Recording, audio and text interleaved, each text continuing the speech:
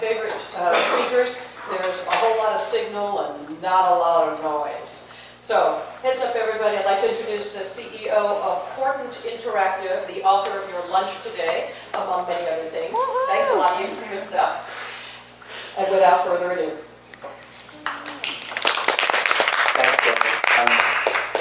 A little bit of peek into my psychology. You're going to get a lot of this in this talk actually anyway, but I'm a person who likes to make things fit. And especially when it comes to human nature. If I see people act a certain way, there has to be some reason. I actually made an employee cry once in my office, not because I was yelling at them or anything, but because something horrible had happened, and I said, you know, teaching moment, we're just going to learn from this, so why did you do this? And she said, I don't know. And I said, well, but why? Let's really think about it. We did that about 4 times, and then she just burst into tears and said, I don't know! It was terrible. It was tragic. But I always figured there's got to be an explanation. So if, you know, you hate public restrooms, there's got to be an explanation for it. If you take your straw wrappers and crumple them up into little bits, there's something somewhere in your psyche that explains that. If you don't like it when people stand too close behind you in line, something is causing that to happen. And so I will look for explanations like that, and I will pick and pick and pick at some weird behavior or some mass behavior until it either bleeds to death, turns necrotic and falls off, or I understand what's going on. I am a professional, yes. I am as close to a professional Dungeons & Dragons player probably as you will ever find. And you admit it. And I just admitted it, which will bring me to a whole other thing I'll be talking about in a minute. But that's a lot of notches in the sword belt.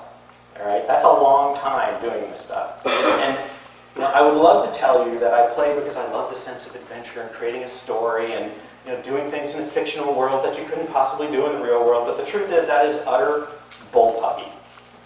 All right, that has nothing to do with it. I like to slay monsters, take their stuff, and talk about it later. And as it turns out, those are the 3 basic human impulses you can appeal to in marketing and communications anytime you want. And it works brilliantly. So see, this works 2 ways. For one thing, if my parents ever see this, they will understand that all the time that I wasted gaming was actually preparation for a career in marketing. Second, hopefully when all my clients see this and fire me because of how bizarre I am, I'll have something to fall back on, like I can go be a playtester for Wizards of the Coast. It's a company that makes Dungeons & Dragons or something. But when I realized this, it was really kind of a light bulb, and it seriously was. These are these basic impulses of defeating something bad. And I'll explain more about all of these in a minute. Getting a reward for that, and then telling the tale, but having yourself be in the story. Those are deep, deep impulses that go way back in the way our society works and the way we communicate with each other and everything. I have blogged for 10 years now. I've written something in the neighborhood of 1,500 posts, most of which are on my blog, some of which are on others. My blog's top 40 on the Ad Age Power 150, meaning I manipulated their scoring system properly, so I'm now in their top 40. And I'm not saying this to brag, I'm trying to give you a sense of scale here. I've only written a single blog post in the history of my blog that made it onto the first page of Dig. Ever. That post was about how to destroy a plagiarist blog when they steal your content. It got onto Dig, it got onto Cracked Magazine. It has thousands of links. It got 50,000 stumbles in 12 hours. It has hundreds of comments.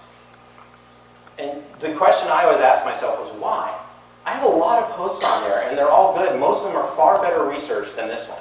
Far more interesting, far more informative, much more useful. And frankly, it kind of pissed me off that I spend years writing all this stuff, and the thing that finally gets the Dig treatment is me writing about how to put poop on a plagiarist's website and deface their blog. But it's actually pretty simple when you think about it. I just showed a lot of people how to beat up the bad guy. So there you go. That's Ian's 3 principles of Dungeons & Dragons marketing. You can all now either flee the premises quickly, throw me out, have me committed, whatever. But if you can help your audience slay the monster, figuratively, take their treasure, also figuratively, and then tell the tale, and do all that honestly, you're going to absolutely compel your customers to like you, to participate, and to tell other people. Because as soon as they've taken these 3 actions, they want other people to do it too. And if you can learn how people appeal to these basic impulses, you can get a lot more mileage out of your messaging. And I want to make sure you understand, this is not just about marketing. Right? This is about all forms of communication. Because all this stuff is smushing together. Social media and SEO and print, and you can take pictures of quick response codes now on the street and then have your phone immediately load an address.